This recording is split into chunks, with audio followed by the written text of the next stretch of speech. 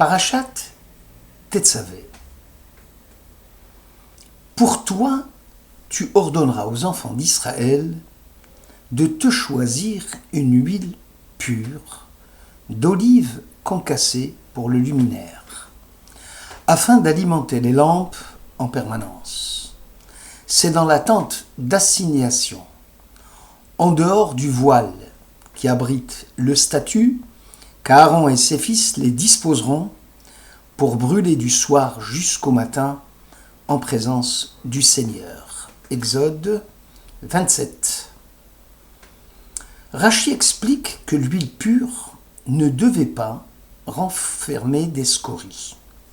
Selon le traité Menachot 86, la cueillette de l'olive se faisait à même l'olivier. Les olives étaient ensuite concassées au mortier. Une fois la première huile extraite, les olives passaient dans une meule.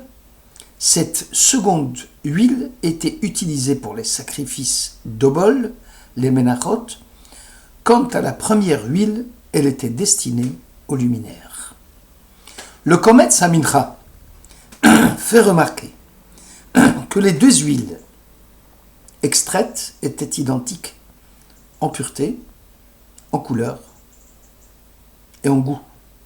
La seule différence qui les caractérisait consistait dans le fait que la première huile extraite était le résultat du travail et de l'effort humain nécessaire à activer le mortier. La seconde huile provenait du pressoir, puisque la meule concassait les olives pour en tirer le jus. Et là, le travail humain était plus ou moins négligeable. Le luminaire et les lampes symbolisaient la lumière de la Torah et la connaissance des textes sacrés. L'obscurantisme, synonyme d'ignorance de Dieu. Le luminaire est le récipient capable de contenir l'huile sacrée, c'est-à-dire les forces de l'esprit destinées à rendre possible la connaissance élaborée qui permet de comprendre, de vouloir, de juger, d'imaginer ou de percevoir. L'huile du candélabre ne devait contenir ni scorie ni conservateur. C'est le même principe qui prévaut en matière de Torah. La Torah ne peut admettre des idées étrangères à la sienne. La Torah doit être pure, car elle est susceptible, si l'on ne prend garde aux scories, d'être déformée de l'extérieur ou corrompue de l'intérieur. Comme il lui arrive fréquemment de recevoir des idées étrangères à son esprit, il est nécessaire de distinguer ce qui est authentique et ce qui est contrefait. La Torah se distingue de la philosophie, qui implique un mode de pensée spécifique, ainsi que certaines modalités de l'entendement et du jugement propres à la philosophie. Les principes de la philosophie occidentale dérivent du mode de pensée de la Grèce antique. Seulement, Israël et la Grèce ont des doctrines divergentes et de modes de pensée différentes. La Bible et la philosophie sont différents.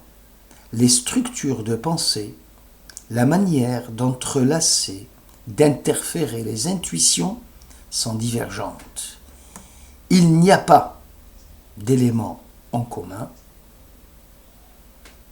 à la révélation biblique et à la philosophie dite athée. Toute synthèse de ces deux forces aboutit au sacrifice de ce que chacune de ces perspectives possède d'original et d'unique.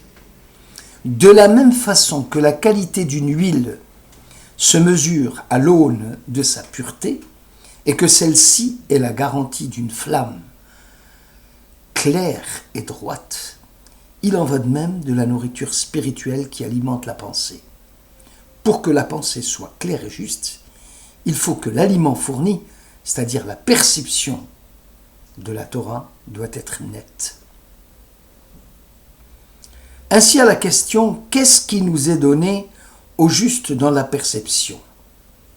Il faut admettre que la perception est l'accès à l'existence réelle et juste des choses et du monde, et non pas seulement un signal auquel l'organe répond par un réflexe. Percevoir le message divin ne peut se réduire à reconnaître instantanément qu'il s'agit d'un texte, mais surtout de sentir la pensée de Dieu dans le texte en question. Percevoir renvoie donc à faire l'expérience de Dieu, à l'ensemble du vécu juif, conformément aux mitzvot de la Torah. L'huile du luminaire devait être concassée dans un mortier, ce qui renvoie à une pénibilité, conséquence d'un travail fourni par l'homme. Ici, le texte fait allusion à la manière difficile d'acquérir l'enseignement de la Torah. Les rois transmettent leur héritage monarchique à leurs descendants. Les nantis passent leur fortune à leurs héritiers. La Torah ne peut être héritée, elle ne doit être que méritée. Chacun doit s'investir dans la connaissance et l'approfondissement des textes pour en faire acquisition. Nos sages soulignent que le verbe confectionner, ve'asita, est conjugué au singulier. Il devient pluriel, ve'asu, ils feront, dès qu'il s'agira de l'édification de l'arche sainte. En effet, la fortune symbolisée par la table de préposition, suppose, et c'est là le problème, qu'elle doit être transmise de père en fils. C'est la raison pour laquelle elle est au singulier. Tandis que l'arche en bois, ils feront une arche en bois de chittim, la Torah contenue dans l'arche est au pluriel, car elle n'est pas héritage. Elle est l'héritage, mais cette fois-ci de toute la communauté d'Israël.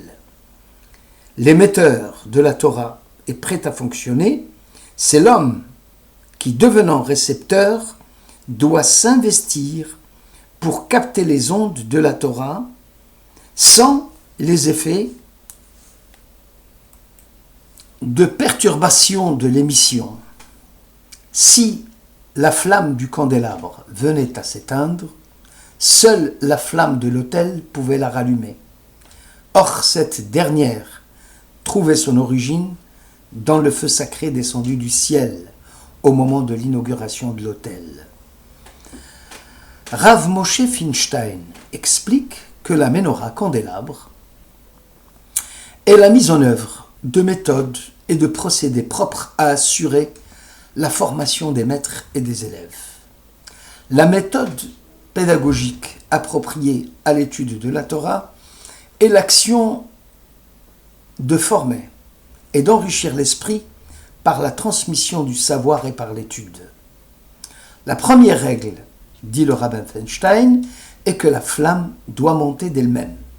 Aaron doit disposer des lampes, les allumer, mais la flamme doit prendre d'elle-même. En matière d'éducation, l'élève doit être capable de s'élever lui-même par ses propres forces, par ses propres connaissances. Le maître sera vigilant à ce que la disposition des lampes soit plus efficace, c'est-à-dire que le but de l'éducation est de développer les capacités de l'individu en mettant l'accent sur l'épanouissement individuel. La seconde règle pédagogique est déduite de l'huile pure concassée. L'enseignement du maître doit être limpide, bien structuré, ne laissant aucune place à l'erreur aux approximations, pour que l'instruction, action de transmettre des connaissances, atteigne ses buts, le maître a pour devoir de ne rien laisser dans l'ombre, d'expliquer, de réexpliquer. Telle en sera la devise, afin de former le jugement des élèves et de cultiver leurs esprits. La troisième règle pédagogique que le rabbin Feinstein déduit est à tirer de la quantité d'huile nécessaire à l'alimentation des lampes du candélabre, pendant les courtes nuits d'été, Tammuz, comme les longues nuits d'hiver, Tébet. La quantité d'huile d'un demi-log doit rester invariable. En matière de formation, cela se traduit par le temps que le maître doit consacrer à ses élèves.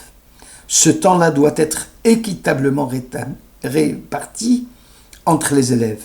Il n'est pas concevable de laisser des élèves, soi-disant moins doués, à la traîne des autres, comme il paraît impensable de ne pas prêter attention aux élèves doués sous prétexte qu'ils n'ont rien à apprendre. Le Ohel Yaakov, citant Midrash Rabbah, souligne que lorsque Dieu dit à Moïse de prévenir Aaron et ses fils en vue de disposer de l'allumage de candélabres, Moïse s'était senti mal à l'aise. Dieu lui dit alors, j'avais la Torah et je l'ai donnée. En quoi cette parole, Dieu pouvait-il consoler Moïse de son propre chagrin de n'être pas choisi à la grande prêtrise? En réalité, Dieu demande à Moïse de prendre exemple sur lui-même. La Torah aurait pu être enseignée par le Saint béni soit-il à son peuple Israël. Or, le peuple s'exclama à l'adresse de Moïse « Parle-nous toi pour que l'on comprenne et que le Saint béni soit-il ne nous parle pas. » En d'autres termes, comment parvenir à la compréhension de celui qui est au-delà du mystère? Comment passer des signes du divin à un sentiment de la réalité de Dieu? Le peuple demandait en fait la réponse au mystère de Dieu.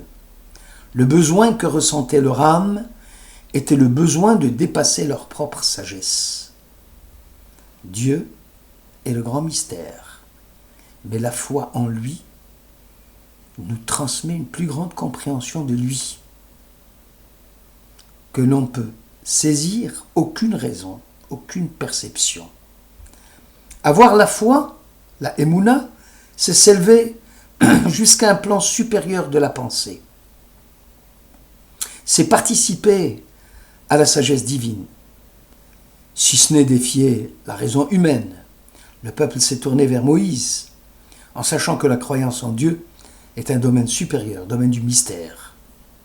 Est-ce être irrévérencieux envers Dieu que d'exiger de Moïse d'être l'interprète auprès des fils d'Israël? Dès lors, tu dois comprendre, semble dire Dieu à Moïse, que ta grandeur en Torah dépasse la charge de la prêtrise confiée à Aaron ton frère.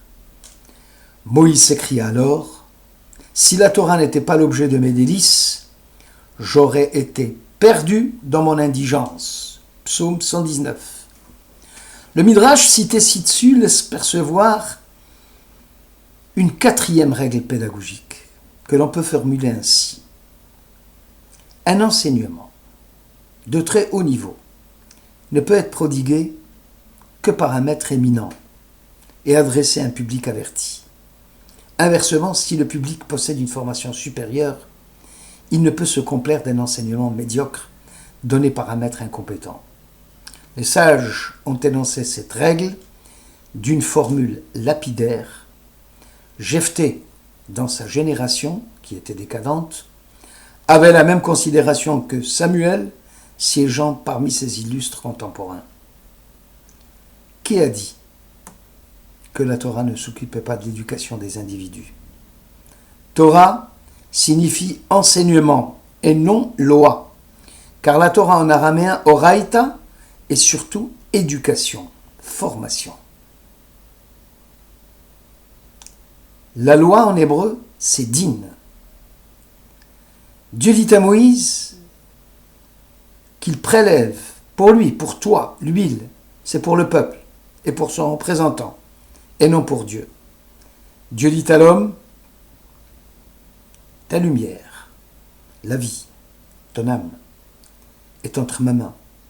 Elle n'aura tout son éclat que lorsque cette vie, cette lumière, cette âme sera complètement imprégnée de mon feu, la Torah, nous dit le Midrash Rabbah.